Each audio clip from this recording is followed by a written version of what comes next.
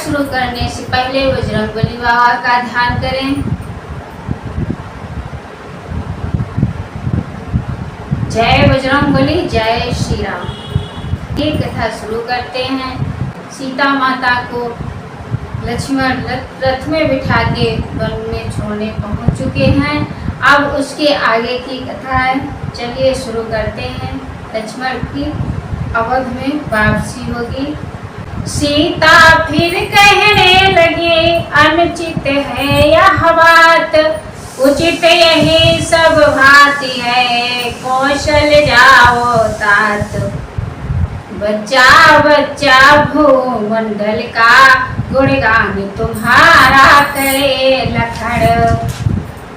रघुकुल नायक ही के समान सम्मान तुम्हारा करे लखड़। आदर्श गुणों का है देवर, तुम में आखा भंडार रहे। तुम सच्चे भाई भक्त रहो, भाई का तुम पर प्यार रहे।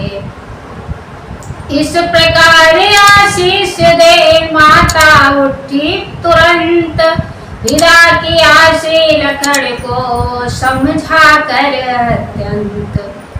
हाका तो रथ लखड़ ने, किंतु न हाका जाए। शक्तिहीन घोड़े हुए पावन उठते हाय।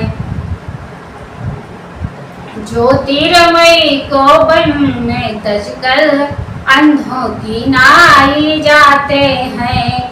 आगे को लखड़ बढ़ाते हैं, पर वे पीछे ही आते हैं। जब शपथ राम की दी उनको, तब ठीक राम के भक्त हुए। इस भाव भक्ति पर घोड़ों के लक्ष्मण भी तुरंत सशक्त हुए। जैसे तैसे आ गए अवध सुमित्रा लाल, रथ तज भाई के निकट पहुँच गए तत्काल। देखा लेटे हुए हैं रघुराई रघुवीर, बहा रहे हैं देख रहे नयन ने हकानीर। जो ही लक्ष्मण पर दृष्टि पड़ी, चौंके फिर बोले सिया कहाँ। जिसके विराग में प्राण दुखी, वही प्राणों की प्रिया कहाँ। फिर सबने कहा छोड़ आए, तो हुआ उचित था उचित हुआ। राजा होने में क्या सुख है, या राजा होकर विदित हुआ। लक्ष्मण भ्रात तुम सखा तुम प्रिय तुम हृदयेश। आज हृदय की कहेगा तुमसे यह उपदेश। तो फूल एक डाली पर थे, कुछ फूले हुए कुछ खिले हुए। टूटे वे निष्ठुर हाथों से, जो थे आपस में मिले हुए। जो कौन एक वायु ही के, कर डाले तितर भीतर दोनों। पथ ढूंढ रहे अपना अपना, होकर इधर उधर दोनों। यही दशा है राम की और सिया की तात। कहीं रहे कुछ भी करे, सुख का गया प्रभात। इधर बधाई लखड़ ने ज्यों त्यों प्रभु को धीर। उधर सिया के हृदय में उठी विरह की पीर। रथ सहित लखड़ जी थे जब तक, तब तक कुछ दबी रही ज्वाला। जब रथ नैनों की ओट हुआ, बहरा कर भवक उठी ज्वाला। और अंतर में यदि अमृत दर्श प्रभु छब की तरी नीह होती, तो सीता की जीवन शाखा उस वन में हरी नहीं होती। पर विधना का जो था विधान हो कर बस रहा, वही वन में वैद्य ही बंदे भी समान। योगिन बन कर विचरी वन में, उस शांत प्रकृति में प्रिय पति का पूजन प्रेमिनी लगी करने। पत्ते पत्ते में प्रीतम का दर्शन प्रेमिनी लगी करने। मानो ब्रह्म मत कर जग को निसार कर दिया है। निकला जो सार प्रेम उससे सीता का रूप धर दिया है। विरह घटा छा रही थी घुमड़ जब घोर बोल रहा था इस तरह विरहीन का मन मोर। तुम्हें तुम्हारी प्रजा को दोष नहीं सुख धाम, दोषों का हो रहा था भीषण संग्राम। गृहलक्ष्मी ने स्वामी के संग 14 वर्षों वनवास किया। सभात राज्य की लक्ष्मी का अपमान कराया हास किया। अब डाह निकाला यूं उसने जो वन में मुझे पठाया है। संपूर्ण रूप से रानी बन जीवन धन को भरमाया है। पृथ्वी पर मुझसे दुखी नारी न होगी और, जिसको सारी उम्र भर मिले न सुख की ठौर। परवर ने है तो स्वयंवर में पहले ही पितु को त्रास हुआ। फिर ज्यों ससुराल आई पति प्रीतम को वनवास हुआ। रानी बनते तपस्विनी बनी कुटिया में रही महल बदले। जिस पर भी नहीं विधाता के काले काले बादल बदले। अपमान लखड़का कर डाला उस वन में मर्म वचन कह कर। खुद भी स्वामी का विरह सहा रावण की लंका में जाकर।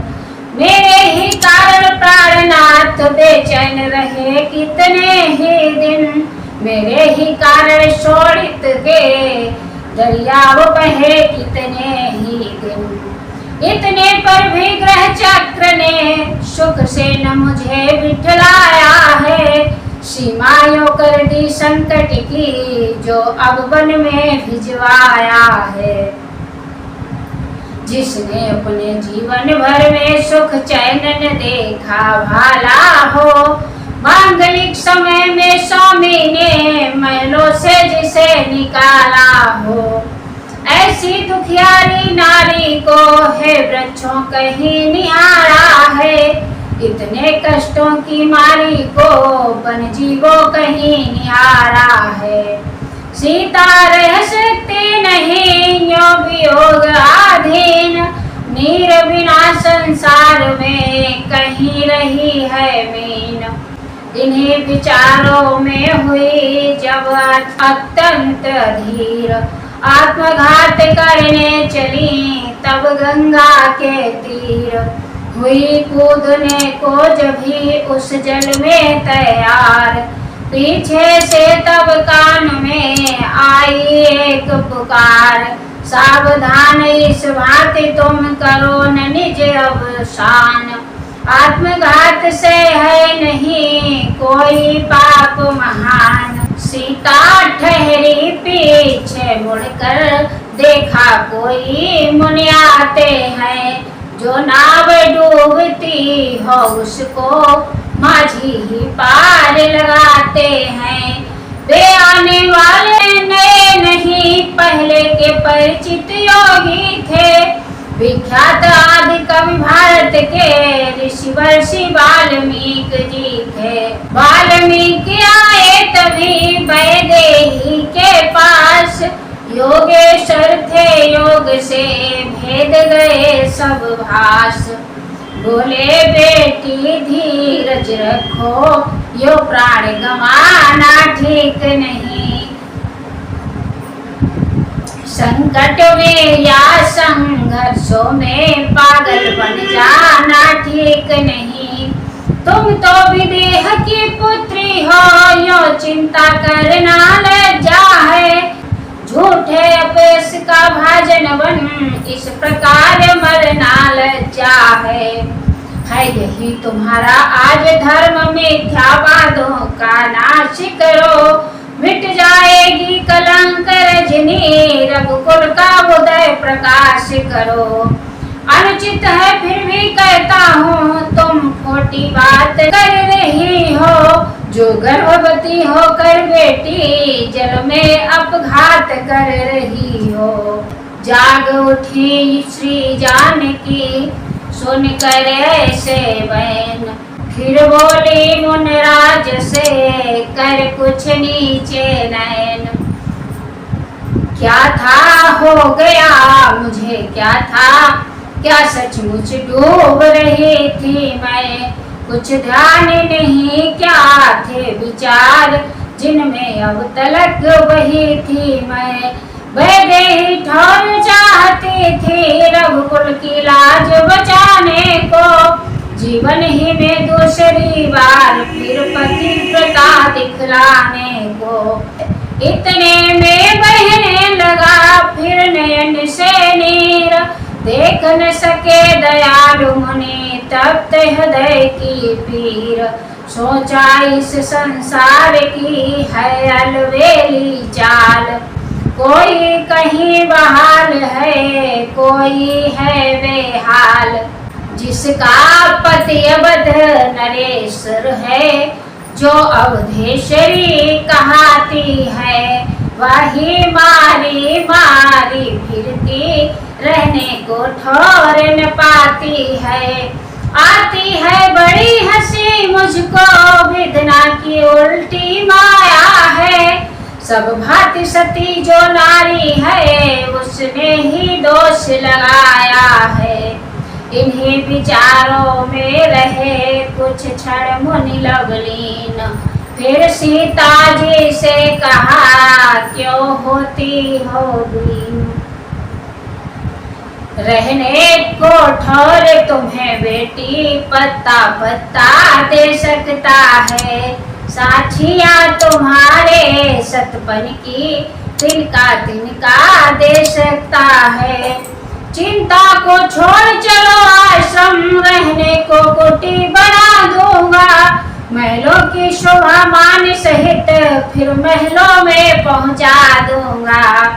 इस प्रकार सीता सहित ऋषि ने किया प्रयाण, आश्रम में होने लगा नव कुटीर निर्माण।